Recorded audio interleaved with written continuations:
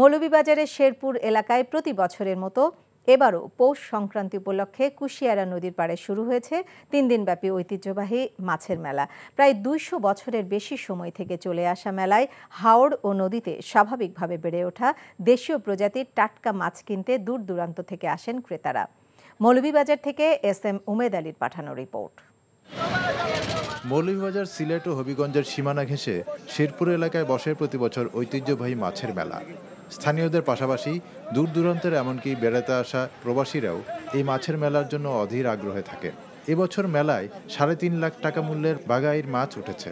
আমি লন্ডন থাকি, আমি সিলেট থেকে আইছি মাছ কেনার লাগে 25-30 হাজার টাকার মাছ কিনছি। খুব ভালো ভালো মাছ সকল আছে। আর আইয়া যে আমি বিদেশ থাকি যে আইয়া দেখছি, এটা আসলে দেখার জিনিস। পার্শ্ববর্তী কুশিয়ারি নদী, হাকালুকি হাওর ও সুনামগঞ্জের টাঙ্গুয়ার হাওর সহ দেশের বিভিন্ন স্থান থেকে মৎস্য ব্যবসায়ীরা নানা জাতের মাছ নিয়ে আসেন মেলায়। আওয়ারবান ও তার মাছ আছে, সব দেশি মাছই বেশি উঠছে এবার মেলা। মাছ আল্লাহর রহমতে ভালো আছে।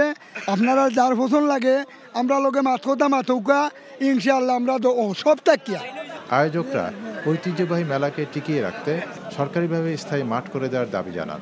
এই মেলাতে সারা বাংলাদেশ থেকে নদী এবং আওয়ারের প্রায় প্রচুর মাছ এখানে চলে আসে এবং এখানে প্রায় 2 থেকে 2.5 লাখ 3 লাখ মানুষের সমাগম ঘটে থাকে আমাদের এই মেলায়। পৌষ সংক্রান্তি উপলক্ষে মাছের মেলাটি শুরু হওয়ার পর এটি এখন সর্বজনীন উৎসবে রূপ নিয়েছে। রোববার রাত থেকে শুরু হওয়া 3 দিনব্যাপী এই মেলা শেষ হবে মঙ্গলবার দুপুরে। NTV news desk.